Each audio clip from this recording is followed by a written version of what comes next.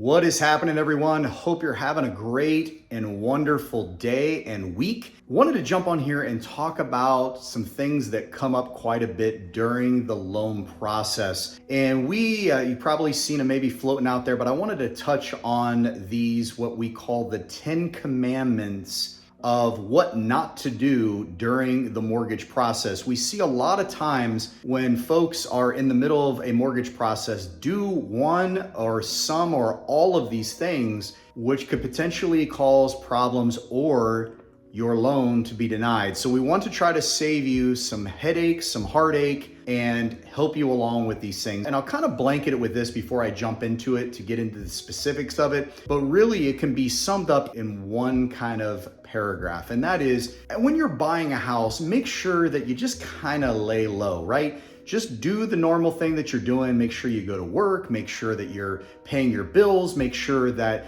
you're not going out and doing anything crazy. Because again, all that stuff can pop up, whether you think so or not, and could potentially cause you problems along the way in the process. So without further ado, we're just going to jump right into it. And the first one, thou shalt not change jobs, go get self-employed, quit your job in the middle of the loan process.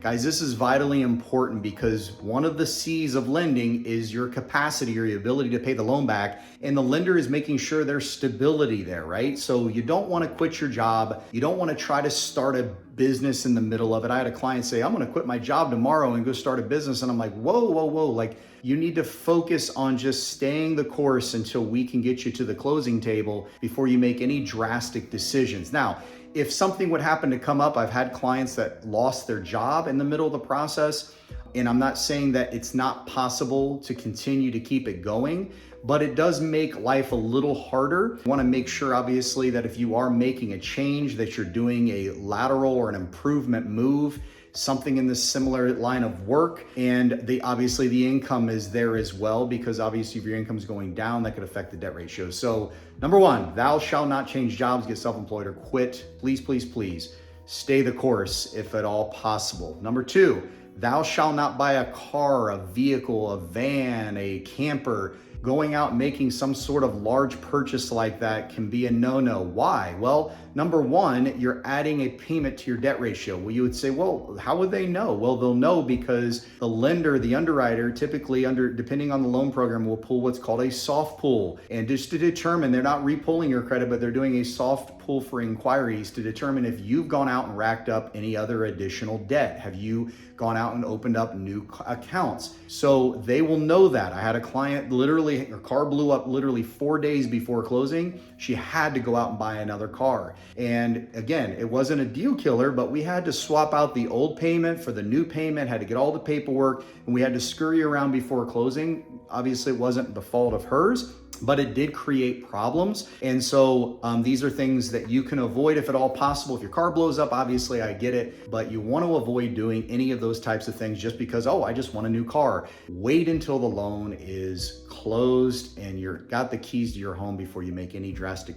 decisions like that. Number three, thou shalt not use credit cards excessively. Going out and racking up your credit cards in the process, you don't want to go and do that either. Just again, good rule of thumb is just lay low. Basically, for the next 21 to 30 days while you're in the loan process, you don't want to make any drastic moves. Rack up your credit cards, rack up excessive debt. Again, we've laid the foundation for your credit and for your income and all these things to get your loan across the finish line. Any vital change to that, we now have to explain, we have to make sure that we're covering all our bases. And so it just makes our lives easier and potentially keeping you from being declined. Number four, thou shalt not spend money that you have set aside for your closing. If you've got your money set aside, you do not want to go and spend that on other things. Why? Well, the reason being is because we're going to have to verify those funds to close. We're going to have to make sure that you have enough funds in the bank to cover that. So you don't want to go and spend that money. Make sure that it's there. Make sure that you don't touch it. And again, if you're laying low and not going out and spending things on things you don't need, again, I'm not saying you can't live your life, pay your bills, buy groceries, do all the things that you would normally do. You don't want to go out and buy that television, or you don't want to go out and spend $1,000 on this or that from your down payment money. because that could potentially derail you. And guys, the reason that these 10 commandments were drawn up, because at one point or another in the past of our industry, somebody has done one or some or all of these things. So number 5, thou shalt not omit debts from your application. In other words, don't be dishonest when you're doing the application with your lender. Don't try to omit maybe child support or omit some sort of a garnishment. All of those things are going to pop up on the pay stub and all of that, but there's situations where maybe it doesn't pop up front, and we dig a little bit deeper and we find it, and had the client told us about it, we could have evaded a situation where maybe because we weren't including that debt, we were pre-approving you for a lot larger home, and now that debt has been revealed. Now all of a sudden you no longer qualify for that home. So please, please, please make sure that you're letting your loan officer know about all the debts that are disclosed and undisclosed. So number 6, thou shalt not buy furniture. Again, guys, don't go out and buy, a household full of furniture for your new house and all the appliances that go with it. You will have time to do that. But I've, literally clients will call me and say, hey, I've got this 12-month same as cash opportunity or whatever the case may be. And I always caution them, please don't do anything drastic, because again, you just never know. We don't want to take the chance of that being something that could potentially cause your loan to be declined. Number 7, thou shalt not originate any inquiries into your credit. Again, we've kind of already talked about this, but this is kind of standing alone. Don't create any additional inquiries. Don't go out and inquire. Don't go and say, oh, I'm just inquiring about this or that, and even not opening it. Again, you're buying a home,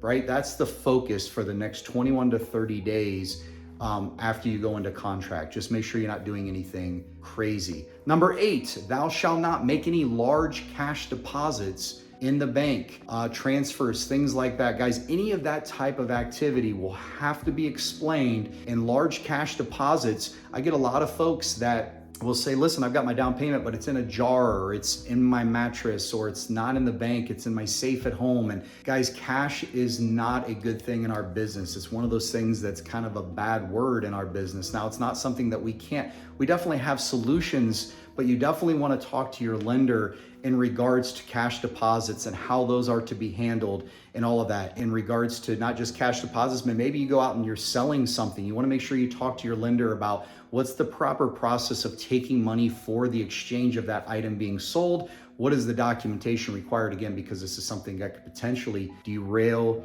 your deal. Number 9, thou shalt not change bank accounts. Make sure that you don't change anything about your bank account. Stay the course. I don't care how angry you are at your bank, how frustrated you are with the fees, all that kind of stuff. When you go into application, we have bank statements. You don't want to make any drastic changes to that type of information, because again, it can cause problems. And then the last but not least, thou shalt not, number 10, co-sign for anyone, family member, friend, whatever. And I've already done a video previously to this. I'm not going to tell you that you shouldn't co-sign, but I strongly tell you not to, discourage it. Because again, when you co-sign for someone, that payment is now your responsibility, regardless of that person's making the payment. And in our world, you have to be able to show a certain amount of months that they've consistently made that payment in order for us to omit that from your debt ratio. So that could be the difference between your loan getting approved and denied, debt ratios working and not working. So the 10 thou shalt nots in our business, hopefully you've learned